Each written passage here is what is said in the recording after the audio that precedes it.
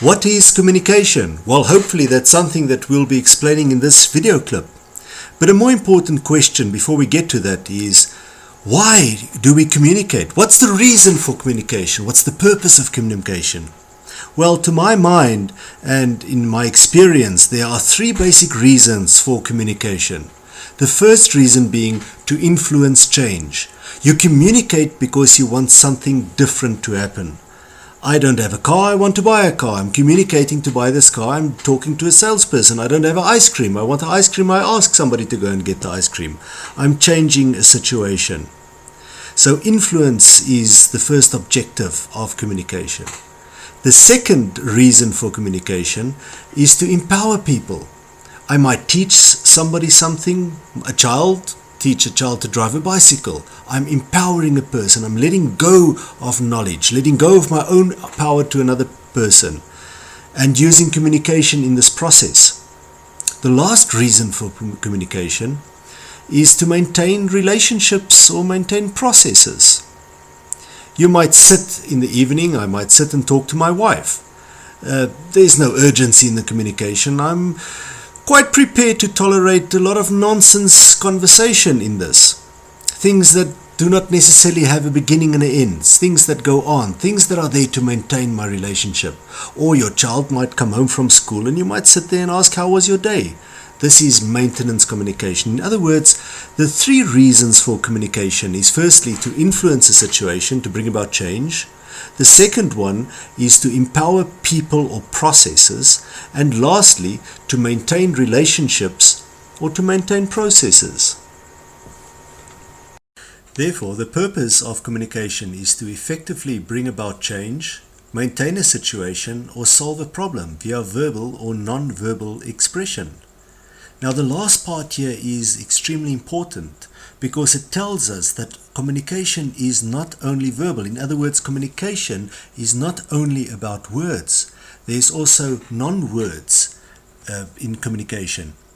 These non-words or non-verbal expressions are called either body language or tonality. The tone of my voice says a lot about the communication.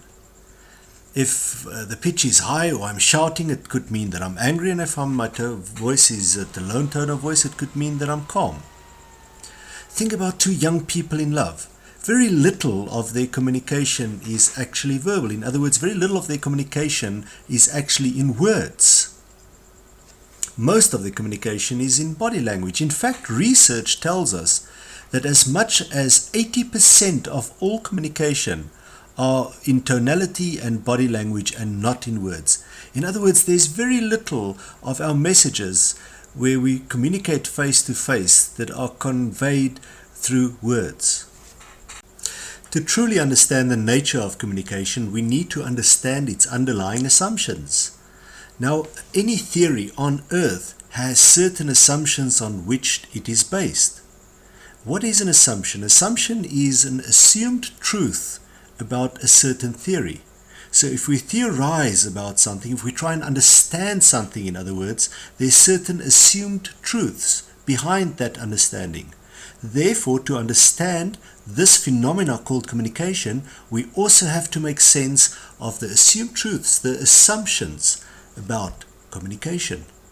The first assumption on communication is that communication always begins with intent. Intent means that you meant to achieve something through your communication. This could be conscious or unconscious. You could have the intent to bring about a new state or to change something. For instance, you could ask somebody to buy you an ice cream. You don't have an ice cream, and by communicating, you have the intent to change that. You need to get one. Or you could have the intent to maintain something like a relationship. You could be talking to your son or daughter about a day at school. Or you could have the intent to empower a person. You might be teaching somebody at work a new skill. But there's always intent. And this intent could be conscious or unconscious. Which brings us to the second assumption on communication, which is that communication can take place consciously or unconsciously. If you dream, for instance, you're busy communicating with yourself unconsciously. If you're attracted to somebody, your body language might be communicating something unconsciously. Not all communication is conscious. What we mean by conscious is that you are not necessarily aware of how you communicate. The third assumption is that individually or collectively held beliefs and values always define communication. What this means is that every person and every group has certain beliefs, things which they regard as true, right and wrong, and values, things which they use to evaluate the people and the world around them. And that these beliefs and values define communication. If I talk to somebody from Germany and I have preconceived ideas about German people, in other words, there's certain rights and wrongs about what German people do, and if I evaluate them according to that, then it means that my communication is already influenced before any words are used. So your values and beliefs very deeply root the meaning which you attach to communication. Fourthly, we assume that communication is an act of expression which can be verbal or non-verbal. Now this we have covered in detail already. But what's important here is that communication is always an act of expression. When you communicate, you want to express something to somebody or to a group of people. And that expression could take the form of body language, of tonality, or of words. Assumption number 5 says that the outcome of communication is always to empower people or processes to influence change or to maintain relationships. Now this is also something that we've covered in detail in the beginning of this video clip. Communication has one of three outcomes. It either empowers, or it influences, or it maintains.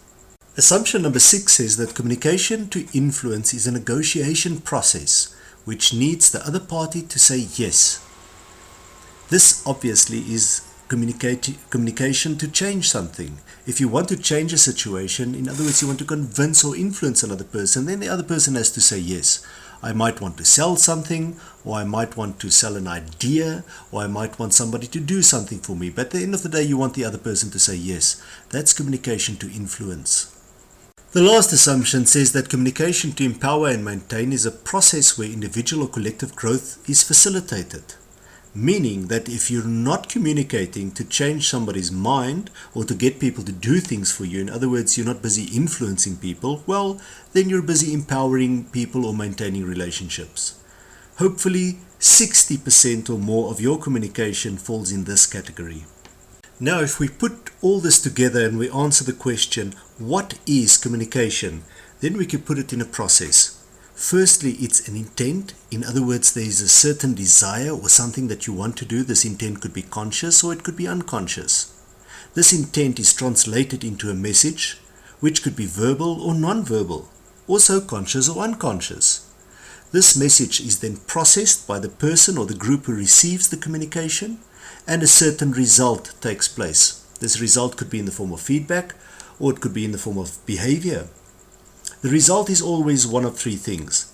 It's either a result which influences change, or a result that maintains a relationship or a process, or a result which simply empowers people or groups.